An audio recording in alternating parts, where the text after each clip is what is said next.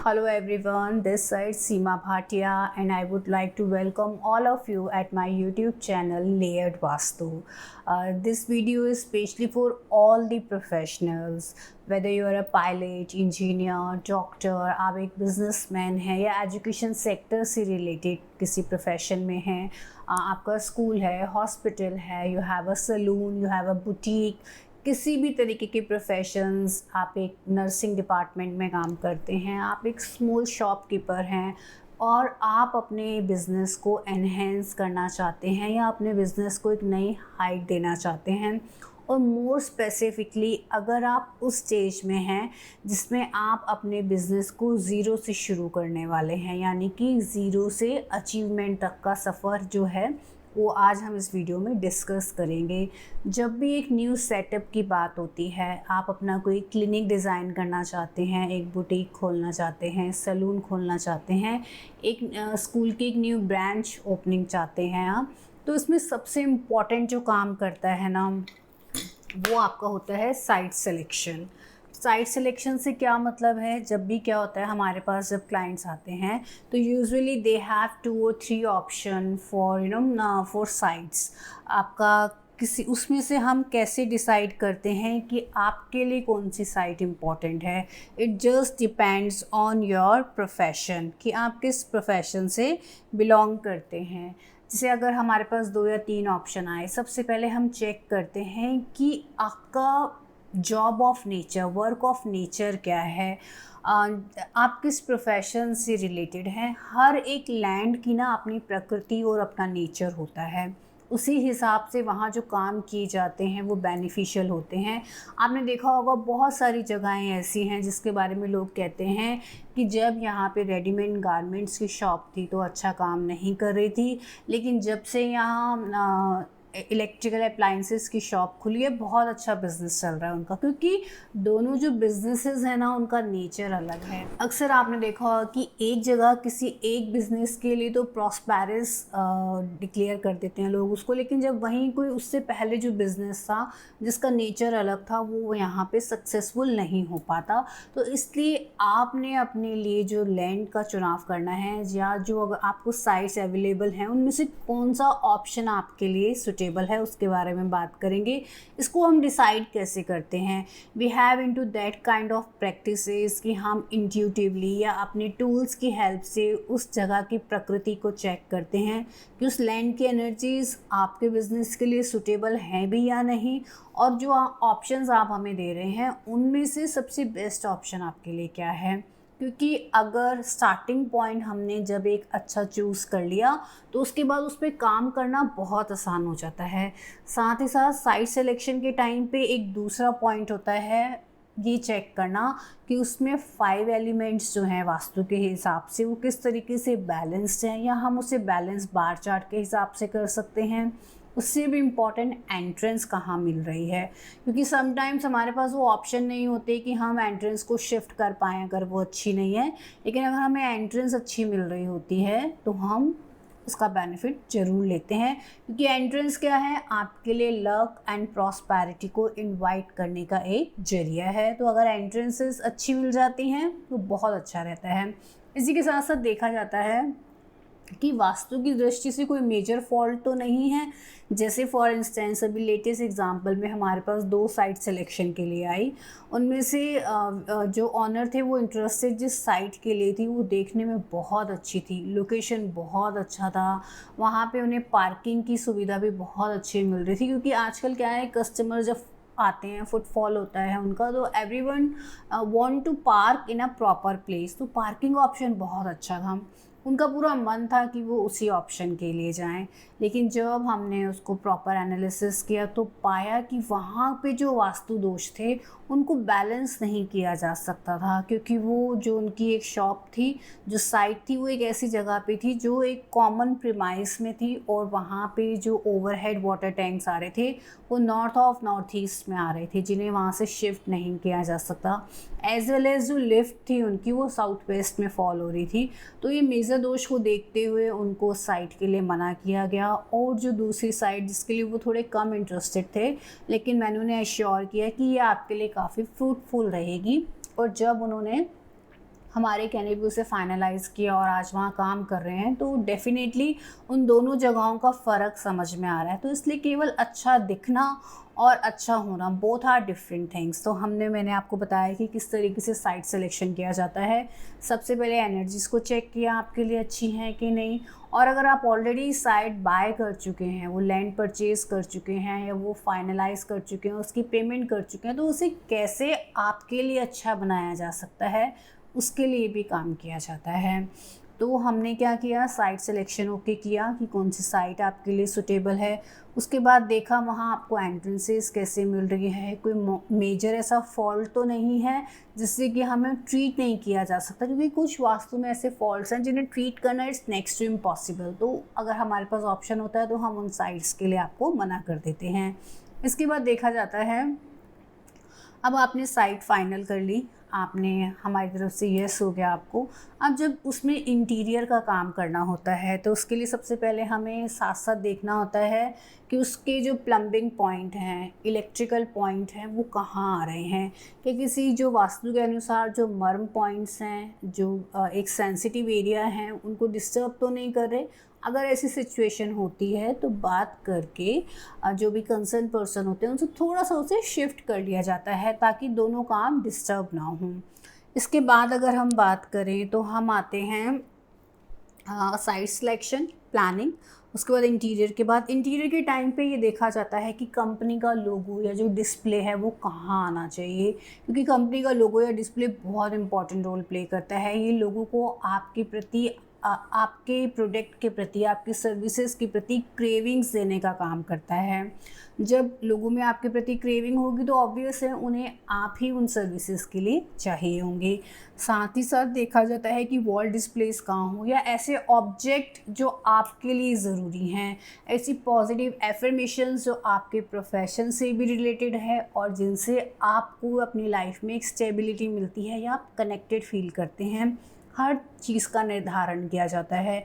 अगर आप वहाँ पे एक लॉकर की प्लेसमेंट करना चाह रहे हैं, मंदिर की प्लेसमेंट करना चाह रहे हैं, तो इन सब को इंटीरियर्स के टाइम पे देखा जाता है। साथ ही साथ कंसीडर किया जाता है कि आपका जो स्टाफ है उसमें कौन कौन से पोस्ट से रिलेटेड लोग हैं, क्या डेजिग्नेशन है। जैसे अगर आपका सीए है तो वो कहाँ बैठेंगे, आपकी जो टीम है नेटवर्किंग से रिलेटेड है वो कहाँ बैठेगी, या जिसका काम सेल या परचेज़ का है वो कहाँ बैठेगी, किसी भी तरीके से, या आपका जो रिसेप्शन है वो कहाँ होना चाहिए। बहुत सारी चीज़ों का निर्धारण आप समझ सकते हैं, अगर आप एक प्रोफेशनल हैं तो बिज़नेस में किया जाता है। As well as a owner आपकी सिटिंग कहाँ है, इन सब चीज़ों को देखने के बाद ये फाइनलाइज हो जाता है। देखिए, मैं एक प्रोफेशनल कंसल्टेंट हूँ, I am not a architect, और मैं इंटीरियर डिज़ाइनिंग की प्रैक्टिसेस में भी अभी वर्किंग नहीं कर रही हूँ। तो मैं सिर्फ अपना रोल प्ले करती हूँ। मैं आर्किटेक्ट और इंटीरियर डिज़ाइनर्स के साथ हमारी एक मीटिंग फिक्स हो जाती है, जो उनका प्रपोज प्लान होता है और जिसमें हमारी तरफ से ऑल्ट्रेशंस होती हैं, उनको लेके एक डिस्कशन किया जाता है ताकि क्लाइंट के लिए हर तरीके से चीज़ें बेनिफिशियल हों। किसी को भी एक दूसरे के काम में इंटरफेयर ना करते हुए एज अ सपोर्टिव टीम की तरह काम करना होता है। और I think it's a worth repeating, मैं अपनी पहले वीडियोस में भी बोल चुकी हूँ, जो आर्किटेक्ट हैं उन्हें कंसल्टेंट, वास्तु कंसल्टेंट का काम नहीं करना चाहिए, और जो वास्तु कंसल्टेंट है उन्हें इंटीरियर्स या आर्किटेक्ट का काम नहीं करना चाहिए।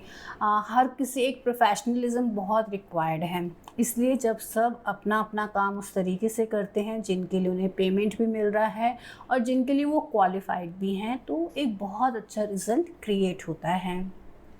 अब इसके बाद क्या होता है, अब आपके जब वहाँ पे शिफ्ट करने की बारी आती है, शिफ्टिंग के टाइम हम, और इंटीरियर्स में कलर्स का भी बहुत ध्यान रखा जाता है कि बार चार्ट जब आपका बनता है प्रीमाइस का, बार चार्ट का काम होता है आपके प्रीमाइस को वास्तु के अनुसार बैलेंस करना। तो इंटीरियर्स के साथ, जब इंटीरियर डिज़ाइनर्स के साथ हमारी मीटिंग होती है तो कलर्स का भी चुनाव उसी टाइम कर लिया जाता है कि इस प्रीमाइस के लिए कौन सा कलर सूटेबल है, या किस डायरेक्शन को बैलेंस करने के लिए हमें किस तरह की रेमेडीज़ की प्लेसमेंट चाहिए, या किस तरह के कलर्स हमें वहाँ चाहिए। सारे डिस्कशंस हो जाते हैं, फाइनलाइज हो जाता है।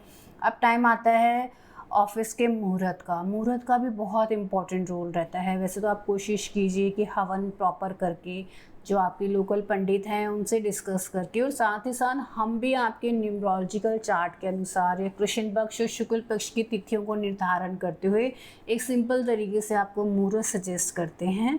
और इसी के साथ जब आपकी ऑफिस में आप शिफ्ट कर जाते हैं, वहाँ पे काम स्टार्ट कर देते हैं, तो ऑब्ज़र्व किया जाता है कि ये सारी चीज़ें करने के बाद भी कहीं आपको कोई प्रॉब्लम तो नहीं आती। यहाँ आपका एस्ट्रो चार्ट कंसीडर किया जाता है। और अगर जब प्रॉब्लम आती हैं तो फिर जो हमारे पास एडवांस टेक्निक्स हैं जिन्हें कि हम देवता बैलेंसिंग कहते हैं, क्योंकि हर एनर्जी का अपना काम होता है, उसके थ्रू आपको बेनिफिट्स दिए जाते हैं। साथ ही साथ हर एक प्रोफेशन का अपना नेचर होने के साथ साथ वास्तु के हिसाब से हर प्रोफेशन के लिए एक डायरेक्शन इम्पॉर्टेंट है। फॉर इंस्टेंस अगर मैं डॉक्टर्स की बात करती हूँ तो डॉक्टर्स के लिए सबसे इम्पॉर्टेंट डायरेक्शन हो जाती है नॉर्थ ऑफ नॉर्थ ईस्ट। ये नॉर्थ और नॉर्थ ईस्ट के बीच में पड़ने वाली डायरेक्शन है। इस डायरेक्शन का एट्रीब्यूट है हेल्थ एंड इम्यूनिटी। और एक डॉक्टर, अगर आप एक जनरल फिजिशियन हैं तो आपको इस तरह की दवाई देने की ज़रूरत है कि जो दवाई देते ही पेशेंट को सूट करे और उसे लगे। साथ ही साथ अगर आप एक सर्जन हैं, आपको एक स्किल्स चाहिए ही चाहिए उस तरह की कि आप जब भी सर्जरी करें तो वो हर बार एक्यूरेट हो, हर बार प्रिसाइज हो, रिज़ल्ट ओरिएंटेड हो। तो यहाँ पे आपको एक स्किल चाहिए, उसके लिए साउथ वेस्ट की दिशा आ जाती है। साथ ही साथ आपने बात करी हमने नॉर्थ ऑफ नॉर्थ ईस्ट की, जो हेल्थ एंड इम्यूनिटी का है, साउथ वेस्ट जो स्किल्स का है, वेस्ट साउथ वेस्ट जो एजुकेशन का जोन है, क्योंकि एक एजुकेशनिस्ट जब आप हैं, एक एजुकेटेड पर्सन हैं, डॉक्टर प्रोफेशन जो है it's a noble profession, white collar job बोलते हैं, एजुकेशन का बहुत इंपॉर्टेंट रोल होता है। तो आपकी एजुकेशन हमेशा अप टू डेट रहे, आप अवेयर रहें, जो भी न्यू टेक्नोलॉजी आ रही है या टूल्स आ रहे हैं आपके पास, उसके लिए वेस्ट और साउथ वेस्ट की डायरेक्शन को भी ध्यान में रखा जाता है। तो इस तरीके से बहुत सारी चीज़ें देखी जाती हैं कि आपकी सिटिंग कहाँ हो, जो आपके पेशेंट्स आ रहे हैं उनकी सिटिंग कहाँ हो। अगर हम डॉक्टर से आगे एक हॉस्पिटल की बात करते हैं तो वहाँ पे आईसीयू कहाँ बनना चाहिए, पेशेंट का रिकवरी रूम कहाँ होना चाहिए, इस तरीके से बहुत सारी चीज़ें, आपके टूल्स कहाँ रखे जाने चाहिए, बहुत सारी चीज़ों को कंसीडर किया जाता है। साथ ही साथ इन दिशाओं को जो आपके लिए सबसे फेवरेबल डायरेक्शन, देखिए बैलेंसिंग तो पूरी की जाती है, उसके बाद उन डायरेक्शंस पे काम किया जाता है, उनको मोर स्ट्रेंथन किया जाता है जो आपके प्रोफेशन से रिलेटेड हैं। इस तरीके से काम करने के बाद देखा जाता है कि आपको अब अगर प्रॉब्लम कोई आ भी रही है तो वो क्या आ रही है, या आपका सबसे बड़ा इशू या प्रॉब्लम इस प्रोफेशन के अंदर क्या रहती है, और उसका सॉल्यूशन भी आपको ही पता होता है। तो उस प्रॉब्लम और सॉल्यूशन को मैच करके एक फाइनलाइज रेमेडी डिज़ाइन की जाती है जो कि कस्टमाइज होती है आपकी प्रोफेशन के हिसाब से। आपकी प्रॉब्लम, आपके एस्ट्रो चार्ट, आपके न्यूमरो चार्ट, इन सबको ध्यान में रखा जाता है। साथ ही साथ आपका लोगो कैसा होना चाहिए, या जो आप पब्लिसिटी के लिए अपनी कुछ भी चाहे प्रोफेशनल सोशल स्टेटस पे यूज़ कर रहे हैं, वेबसाइट्स पे यूज़ कर रहे हैं, किस तरह की कलर या डिज़ाइनिंग होनी चाहिए। या अगर कोई ऐसा बिज़नेस है जिसमें पार्टनरशिप है तो उसमें किस तरीके से आप एक कंपनी नेम रखें जो दोनों के लिए प्रॉस्पेरस हो, फ्रूटफुल हो। तो बहुत सारी कंसीडरेशन हमें चाहिए ही चाहिए होती हैं इस चीज़ के लिए। तो कभी भी अगर आप एक न्यू सेटअप के बारे में सोच रहे हैं, वास्तु की हेल्प लेनी बिल्कुल मत भूलिए। वास्तु आपका अपना एक एंशिएंट साइंस है, इसमें किसी तरह के डिमोलिशंस की ज़रूरत बहुत ही कम केसेस में होती है। मोस्टली केसेस में बहुत अच्छे से सिंपल रेमेडीज़ के थ्रू आपकी चीज़ों को बैलेंस किया जाता है। लेकिन अगर आप इनिशियल लेवल से, जिस पे आज हमने वीडियो में बात करी, साइट सिलेक्शन से ही एक कंसल्टेंट को साथ लेके चलते हैं। लेकिन आप अगर स्टार्टिंग पॉइंट से ही, यानी कि साइट सिलेक्शन से ही एक कंसल्टेंट को अपने साथ लेके चलते हैं जिन्हें सब चीज़ों की नॉलेज है, तो आप बहुत सारे प्रॉब्लम से तो बच ही जाते हैं। साथ साथ आपके लिए अपॉर्चुनिटीज़ बहुत अच्छी हो जाती हैं। आपकी प्रोफेशन की या एज अ प्रोफेशनल आपकी ग्रोथ की पॉसिबिलिटीज़ बहुत ज़्यादा बढ़ जाती हैं। इसलिए ऐसा नहीं है कि एक प्रोफेशन जिस जगह पे अच्छे से उस प्रोफेशनल ने काम किया, दूसरी बिजनेस ऑफ नेचर के लिए भी अच्छा हो। हर बिज़नेस का जब नेचर अलग है, उसके लिए लैंड सिलेक्शन की अलग है, उसके लिए अलग डायरेक्शंस की इम्पोर्टेंस है, आपके स्टाफ की क्या रिक्वायरमेंट है, आपके बिज़नेस की क्या रिक्वायरमेंट है। अगर हम एक इंडस्ट्री की बात करें तो इंडस्ट्री में रॉ मटेरियल कहाँ आना चाहिए, ठीक है, आपका जो है वो रॉ मटेरियल जो है उसका फिनिश गुड का एग्ज़िट पॉइंट कहाँ होना चाहिए। अगर आपके प्रोफेशन में मशीनरीज़ का इम्पोर्टेंट रोल है तो कौन सी मशीनरी किस जोन में आनी चाहिए, किस तरह के कलर्स का वहाँ यूज़ होना चाहिए। एज अ प्रोफेशनल आपका ऑफिस कहाँ होना चाहिए, कौन सी टीम कहाँ बैठनी चाहिए, प्रमोशंस के लिए आप किस तरह के कलर स्कीम्स का यूज़ करें। इन बहुत सारी चीज़ों को कंसीडर किया जाता है। आपके फेसिंग नॉर्थ हो, ईस्ट हो, वेस्ट हो, साउथ हो, डजेंट मैटर। हालांकि आपके एस्ट्रो चार्ट के हिसाब से देखा जाता है कि कौन सी फेसिंग आपके लिए सुटेबल हो, लेकिन हर तरह की प्रोफेशन में हर तरह की एंट्रेंसेस के अपने बेनिफिट्स हैं। इन सब का बेनिफिट लेने के लिए आपने सिर्फ अपने प्रेमाइस को वास्तु कंप्लाइंट बनाना है, एनर्जीज़ का यूज़ करना है। वास्तु हमेशा, मैंने शुरू से ही बोला है, काम करता है एनर्जीज़ पर और ओरिएंटेशन पर। अगर आपकी एनर्जीज़ ठीक है, ओरिएंटेशन अच्छा है और अगर उसके साथ कुछ दोष हैं और उनको इजीली ट्रीट कर लिया जाता है तो बिलीव मी, आपकी लाइफ एक बहुत ही हेल्दी और वेल्दी लाइफ होगी। जिस प्रोफेशन के लिए आपने इतनी एजुकेशन ली, इतना स्पेंड किया, अब एक न्यू इंफ्रास्ट्रक्चर क्रिएट करना चाह रहे हैं तो why should not you go for vastu ना। वास्तु आपके बेनिफिट्स के लिए ही है और इसमें आप इंटीरियर को भी बहुत अच्छे से प्लान कर सकते हैं। कहीं कॉम्प्रोमाइज़ करने की ज़रूरत नहीं है। जो आपके लिए अच्छा ऑप्शन है, और ऐसा भी नहीं कि एक फिक्स्ड ऑप्शन रहते हैं, हमेशा 2 या 3 ऑप्शन रहते ही रहते हैं। आप उन ऑप्शंस को अच्छे से यूज़ कीजिए। Interior designer, architect, vastu consultant, ये सब एक टीम की तरह भी काम कर सकते हैं। तो अगर आपको अपने प्रोफेशन में इस तरह की हर चीज़ रिक्वायर्ड है, किसी भी तरीके से आप किसी प्रोफेशन से रिलेटेड हैं, हमेशा कोशिश कीजिए वास्तु की गाइडेंस लेने के लिए।